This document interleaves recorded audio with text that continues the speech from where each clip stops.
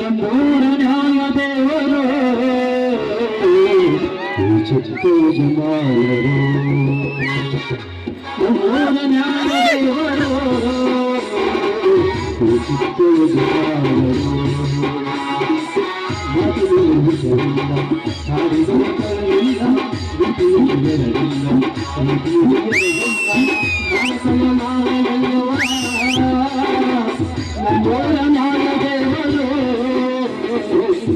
ಚಿಕ್ಕ ಯಜಮಾನರು,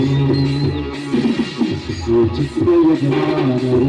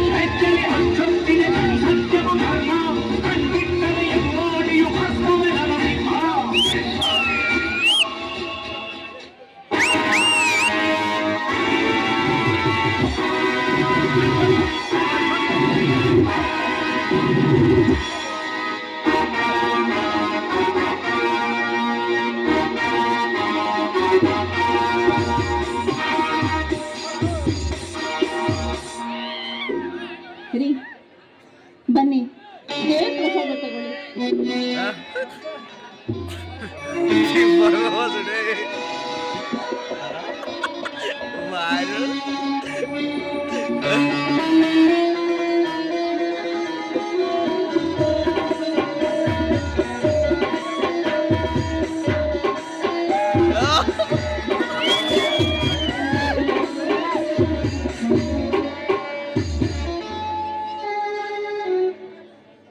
ಸುಮಂಗಲ, ದೀರ್ಘಕಾಲ ಸುಮಂಗಲೆ ಆಗಿರು. ಅಲ್ಲ ಸುಮಂಗಲ, ತಪ್ಪದೆ ದೇವರ ಗುಡಿಗೆ ಹೋಗಿ ಬರುವುದು ಏತಕ್ಕಾಗಿ? ನೋಡಿ, ಸೋಗರೇಶ್ವರ ನಮ್ಮ ಮನೆ ದೇವರು. ಆತನಿಗೆ ನಿತ್ಯ ಪೂಜೆ ಮಾಡುವುದು ನಮ್ಮ ಮನೆ ತುಂಬ ಪದ್ಧತಿ. ಇದನ್ನು ನಮ್ಮ ಅತ್ತೆ ಮಾವಂದಿರು ನನಗೆ ಕಲಿಸಿಕೊಟ್ಟು ಹೋದ ಪುಣ್ಯದ ಕಾರ್ಯ ಇದು. ನೋಡಿ, ನಮ್ಮ ಮನೆ ದೇವರು ನಮಗೆ ಯಾವುದಕ್ಕೆ ಕೊರತೆ ಮಾಡಿದ್ದಾರೆ. ಸಾವಿರಾರು ವರ್ಷ ಕುಳಿತಿದ್ದರೂ ಸವಿಲಾರದಷ್ಟು ಸಂಪತ್ತು, ಅರಮನೆಯಂತಹ ಮನೆ, ಸುತ್ತು 40 ಹಳ್ಳಿಗಳಿಗೆ ನೀವೇ ನ್ಯಾಯಾಧೀಶರು, ಲಕ್ಷಾಂತರ ಜನರ ಪ್ರೀತಿ ಗಳಿಸಿದ ಭಾಗ್ಯವಂತರು. ನಿಮ್ಮಂತ ಪುಣ್ಯವಂತ ಗಂಡನನ್ನು ಪಡೆದಿದ್ದು ನನ್ನ 7 ಜನ್ಮದ ಪುಣ್ಯವೆಂದು ನಾನು ತಿಳ್ಕೊಂಡಿದ್ದೇನೆ. ಕೊಡುಗೆ ನೀಡಿದ ಆ ನಮ್ಮ ಮನೆ ದೇವರಿಗೆ ನಿತ್ಯ ಪೂಜೆ ಮಾಡೋದ್ರಲ್ಲಿ ತಪ್ಪೇನಿದೆ ರೀ? ನಿತ್ಯ ಪೂಜಿಸೋದು ತಪ್ಪಲ್ಲ ಸುಮಂಗಲ. ಹಿರಿಯರ ಪದ್ಧತಿಯಂತೆ ಮುಂದುವರಿಸುವಂತೆ ಅಂತೀರಲ್ಲ, ತುಂಬಾ ಸಂತೋಷ. ಆದರೆ ದೇವರಲ್ಲಿ ಏನಾದ್ರೂ ಹರಕೆ ಹೊತ್ತಿದೆಯಾ? ಆ ದೇವರು ನಮಗೆ ಸಕಲ ಸಂಪತ್ತು ನೀಡಿದ. ಆದ್ರೆ ಈ ಒಂದು ಹೆಣ್ಣು ಜೀವಕ್ಕೆ ಒಂದು ಮಗುವಿನ ಸಂತಾನ ಭಾಗ್ಯವನ್ನು ನೀಡಿದ್ದಾರೆ. ಅದಕ್ಕಾಗಿ ದೇವರ ದಯದಿಂದ ನಮಗೊಂದು ಮಗು ಆದ್ರೆ 11 ವರ್ಷ ತಪ್ಪದೆ ತುಪ್ಪದ ಅಭಿಷೇಕ ಮಾಡಿಸ್ತೇವೆ ಅಂತ ಹರಕೆ ಹೊತ್ತಿದ್ದೇನೆ.